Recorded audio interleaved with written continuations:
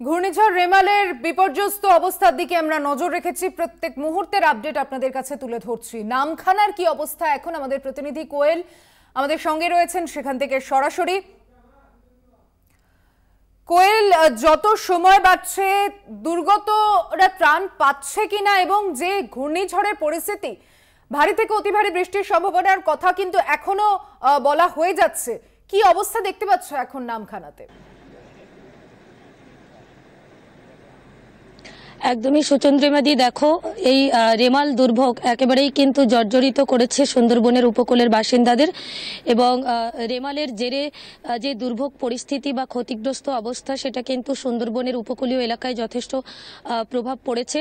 এবং যেমনটা আমরা বারবার করে দেখাচ্ছিলাম, রবিবার মধ্যরাতে ঘূর্ণিঝড় রেমাল ল্যান্ডফল করেছে, কিন্তু তার যে ল্যান্ডফলের যে প্রক্রিয়া প্রায় 4 ঘন্টা ধরে চলেছে এবং সেই সময়টা এই সুন্দরবনের উপকূলীয় এলাকায় যথেষ্ট ঝড়ো বাতাস, উত্তাল ছিল সমুদ্র এবং নদীর জলস্তর যথেষ্ট বৃদ্ধি পেয়েছিল এবং সেই সাথে অতি ভারী বৃষ্টিপাতও হয়েছে এবং সবকিছু মিলেমিশে কিন্তু সুন্দরবনের একাধিক জায়গায় ক্ষতিগ্রস্ত হয়েছে। বেশ কিছু জায়গায় সাগর, নামখানা, পাথর প্রতিমা, এই সমস্ত জায়গায় কোথাও কোথাও নদী বাঁধের বড় অংশে ধস, কোথাও আবার জল, নদী থেকে জল উপচে, বাঁধ উপচে এলাকায় প্রবেশ করেছে।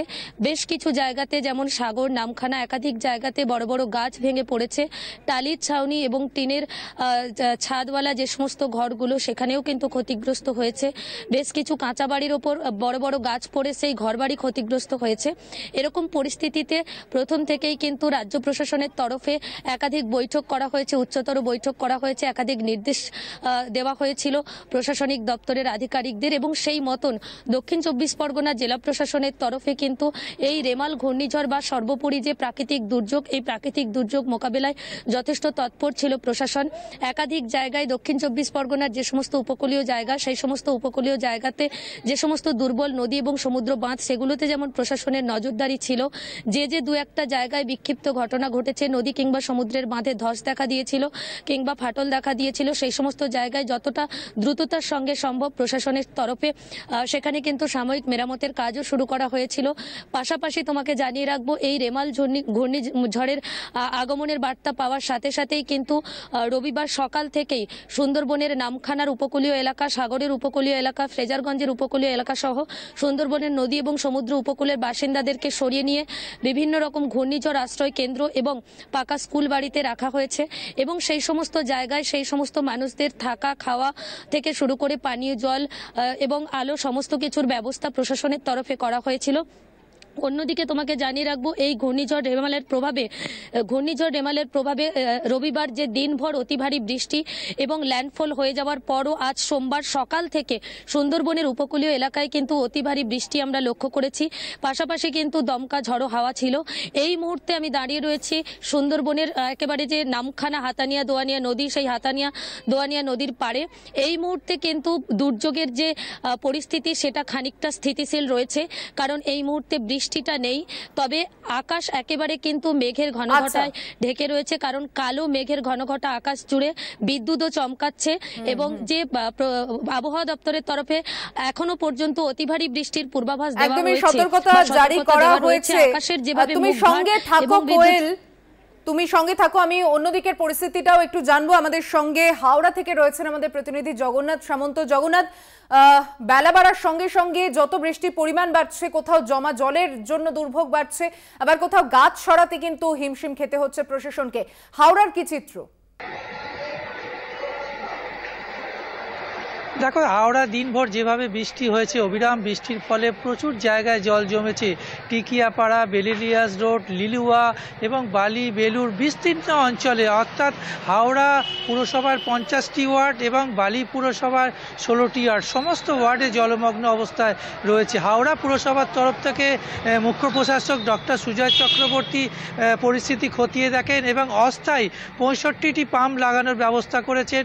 এছাড়াও স্থায়ী 12টি পাম্প চলছে কন্টিনিউ, যাতে এই জল নামানো যায়। তবে আমি যেটা দেখলাম লিলুয়া রেল কলোনি থেকে শুরু করে জয়সওয়াল হসপিটাল, জিটি রোডের ওপরে এখনও পর্যন্ত জল জমে রয়েছে, যাতায়াতের অসুবিধা হচ্ছে। কিন্তু গঙ্গার জল স্তর কমায়, সেই ক্ষেত্রে একটা স্বস্তির চিহ্ন যে গঙ্গায় বিভিন্ন এই যেখানে জমা জল রয়েছে সেখানে গঙ্গার দিকে চলে যাচ্ছে। দেখা গেল রাস্তা দিয়ে একেবারে ক্রমশ জল নামতে থাকছে, এবং যে ম্যানুয়ালগুলো রয়েছে হাওড়া পুরসভার তরফ থেকে ম্যানুয়ালগুলো খুলে দেওয়া হয়েছে যাতে জল তাড়াতাড়ি নেমে যায়। আর যদি বৃষ্টি না হয়, অর্থাৎ হাওড়ায় যদি আর বৃষ্টি না হয়, তাহলে এই যে জমা জল, অর্থাৎ বাড়ির মধ্যে জল ঢুকে গেছে টিকিয়াপাড়ার বিভিন্ন জায়গায়, লিলুয়া রেল কলোনিতে, সেই সব জায়গাগুলো থেকে জল আস্তে আস্তে নেমে যাবে। কিন্তু যদি আবার রাতে বৃষ্টি নামে এবং যেভাবে বৃষ্টি হচ্ছিল সেইভাবে বৃষ্টি হতে থাকে, তাহলে আরও দুর্ভোগে পড়বে হাওড়াবাসী। তবে এই মুহূর্তে জলস্তর নামছে, হাওড়া পুরসভার পাম্পগুলো কিছু কিছু চলছে, আবার অনেকগুলি বন্ধ রয়েছে, যেহেতু সারাদিন চলার ফলে পাম্পগুলি অনেকটাই অকেজো হয়ে গেছে, তাই জন্য দু একটি পাম্প বন্ধ রয়েছে। তবে পাম্পে করে এবং বিভিন্ন ম্যানুয়ালের মাধ্যমে জল নামানোর চেষ্টা করা হচ্ছে। হাওড়া পুরসভার দুর্ভোগ তবে এখনও রয়েছে, এবং বেশ কিছু জায়গা যেহেতু নিচু, হাওড়া একটি বাটির মতন বলা যেতে পারে, অল্প জলেই হাওড়া বিস্তীর্ণ অঞ্চল জল জমে যায়। এবং হাওড়ার Shibpur, Tikiapara, Belilious road, Belur station রোডেতে একেবারেই জলমগ্ন, সেখান দিয়ে মানুষ যেতে পারছে না, একে সাবওয়ে পুরো জলময় রয়েছে। তবে আস্তে আস্তে জল নামার সম্ভাবনা দেখা যাচ্ছে, সেটা আমরা এইমাত্র চিত্র দেখলাম। তবে এখনও পর্যন্ত বিস্তীর্ণ অঞ্চলে জল জমে রয়েছে, পুরসভার তরফ থেকে চেষ্টা করা হচ্ছে জলস্তর নামানোর। সুচন্দিমা।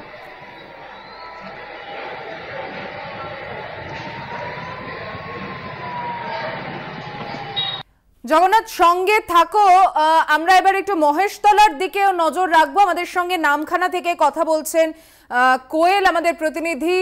হাওড়া থেকে রয়েছেন প্রতিনিধি জগন্নাথ, এবং মহেশতলার পরিস্থিতিটাও আমি একবার দেখব।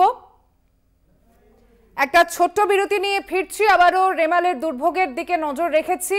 ফিরছি বিরতির পর, সঙ্গে থাকবেন।